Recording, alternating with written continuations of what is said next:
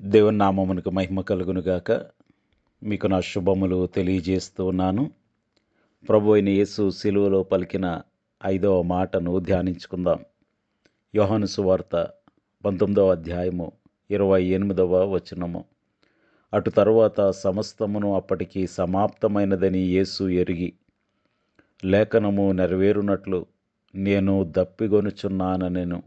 దేవుడి వాక్యము ద్వారా నేడు మనతో మాట్లాడి, మనము దేవునిని గూర్చియు దేవుని రాజ్యమును గూర్చియు దేవుని చిత్తమును నెరవేర్చుటను గూర్చియు దప్పిక కలిగి జీవించే కృప, తృష్ణ కలిగి జీవించే కృప దేవుడు మనలో ప్రతి ఒక్కరికి దయచేయునుగాక. ఆమేన్. ఈ వచనము ఎంతో ఆశ్చర్యకరంగా మనకు కనిపిస్తూ ఉంది.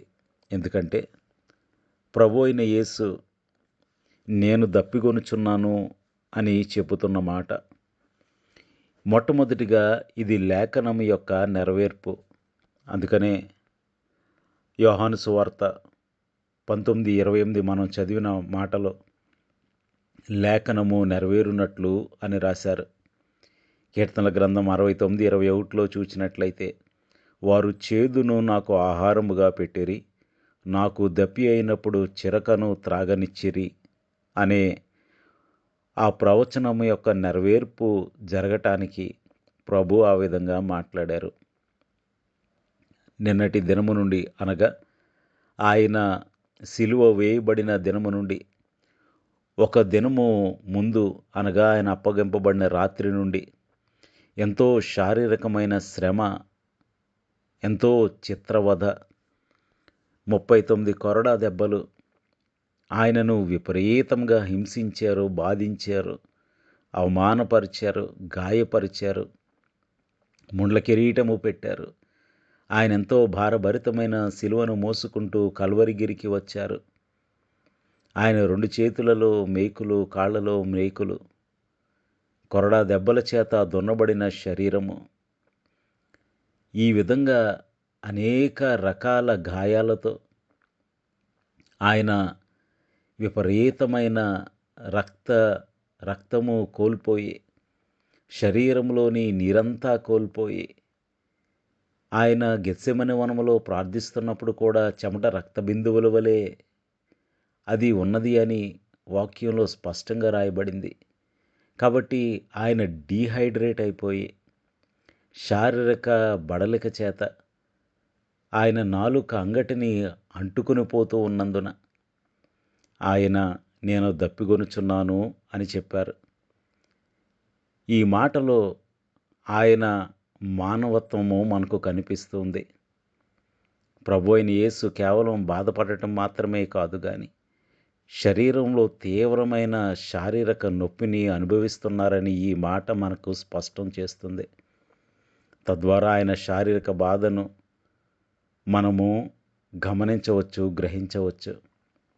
చాలామంది ఆయన దేవుడు గనుక ఆయనకు శారీరకమైన బాధ ఉండదు, అందుకని ఆయన ఎంత సంతోషంగా సిలువ ఎక్కాడు అని వాదించేవారున్నారు.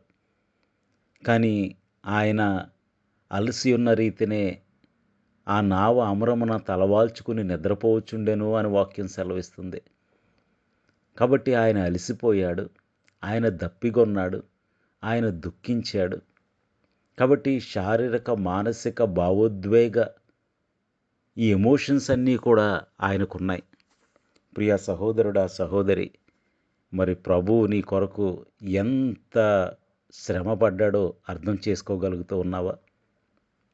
ఇక ఆయన ఇది సమాప్తమైంది అని తన శక్తినంతా కూడగట్టుకుని బిగ్గరగా చెప్పడానికి, ఆయన తుది ప్రకటన చేయటానికి శారీరక బలం అవసరమైంది.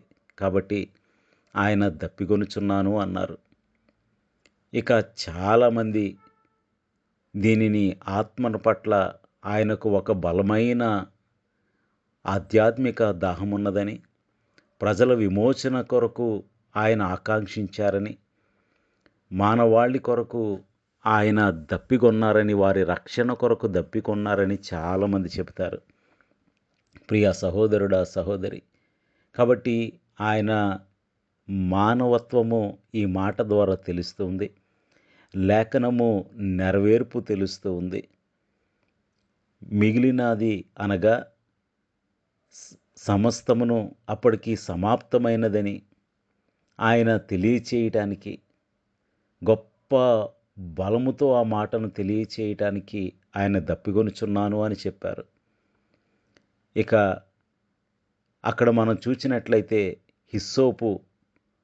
హిస్సోపు పుడకను ఆ చిరకలో ముంచి ఆయనకిచ్చారు. ఇది ఆయన పెదవుల యొద్దకు తీసుకురాబడటానికి ఉపయోగపడిన కొమ్మ హిస్సోపు. ఈ హిస్సోపు పస్కా పండుగలో ఉపయోగిస్తారు.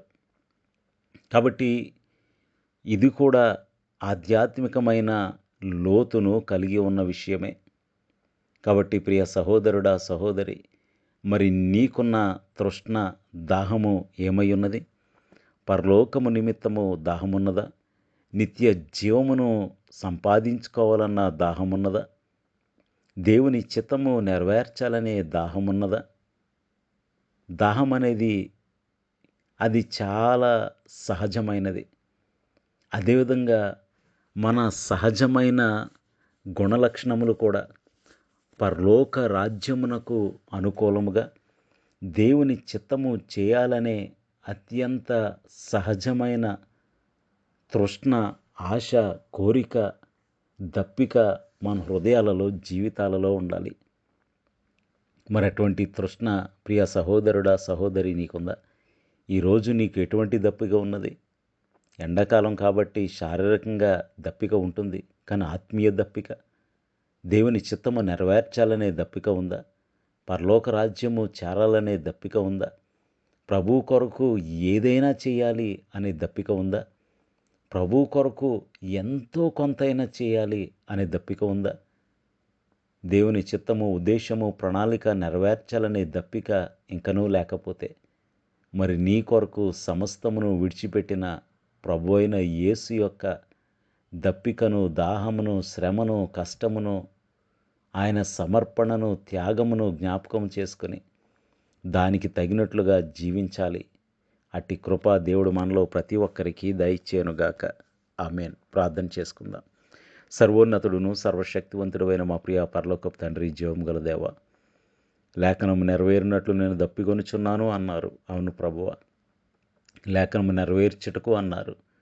శారీరకమైన శ్రమ, విపరీతమైన నొప్పి, బాధను బట్టి అలా అన్నారు. ప్రభు, ఆత్మల గురించిన దప్పికతో మీరు మాట్లాడారు. ప్రభువా, చివరి మాట సమాప్తమైనదని చెప్పి ప్రభువా, మీరు ఆత్మను శిరము వంచి ఆత్మను అప్పగించటానికి, బిగ్గరగా సమాప్తమైందని ప్రభువా తెలియచేయటానికి మీరు దప్పిగొనుచున్నాను అని అన్నారు. అవును ప్రభువా, నీ కృప ఎంత గొప్పది. మమ్మల్ని రక్షించాలనే దప్పిక, మానవ రీతిగా కలిగిన బాధను బట్టి కలిగిన దప్పిక, లేఖనము నెరవేర్చుటకు మీరు మాట్లాడిన మాట, ఇవన్నీ కూడా మేము చూస్తూ ఉన్నప్పుడు ప్రభువా, నీ నిష్కారణమైన, నిత్యమైన, అనిర్వచనీయమైన ప్రేమను మేము అర్థం చేసుకుంటూ ఉండగా, నీ ప్రేమకు ప్రభువా, నీ త్యాగమునకు, నీ సమర్పణకు, నీ సంపూర్ణ సమర్పణకు తగినట్లుగా జీవించే కృప మాలో ప్రతి ఒక్కరికి దయచేయండి. ప్రభువా, నీ ప్రేమకు అనుగుణంగా, నీ ప్రేమను ఎరిగిన వారమై, నీ ప్రేమ చేత నింపబడి ఈ లోకమును నీ ప్రేమతో నింపే కృప మాలో ప్రతి ఒక్కరికి అనుగ్రహించమని యేసునామములో స్తుతించి వినయముగా వేడుకొనుచున్నాము తండ్రి. ఆమేన్. మీ అందరికీ నా వందనములు. ప్రభు పరిచర్యలో మీ సహోదరుడు దిలీప్ బాబు.